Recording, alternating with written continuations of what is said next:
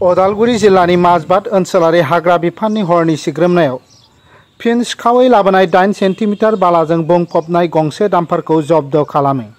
उदालगुरि जिल्ला हाग्रा बिफाननि डिएफअनि आन्दोनि खौरांखौ बिथा खालामनानै माजबाद ओनसोलारि हाग्रा मावख'नि हाग्रा मावफारियाफोरनि मोनसे हानजाया थांनाय मोनायाव उदालगुरि जिल्लानि माजबाद ओनसोलाव चालान गैयै डाम्पार नागिरनो थांनाय संदाननाय हाबाफारि लायो। हाग्रा मावफारियाफोरनि अपारेशना हरनि 10 रिंगासोआव माजबादनि अरां रुपा रडनि लामाबारिनिफ्राय चालान गैयै गंसे डाम्पार बाला लानानै थांगासिनो दंमोन। गंसे 8 सेन्टिमिटार बालाजों बुंफबनाय डाम्पार नम्बर AS 11CC3688 खौ जब्द खालामनाय जादों।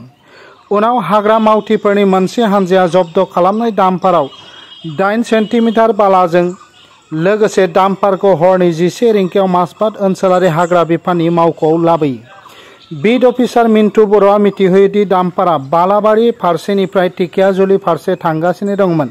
मख'नो गोनांदि हमनो मोननाय डाम्पारखौ आथिखालाव माजबाद ओनसोलारि मावख'आव दोननाय जादों होननानै मिथिहोदों।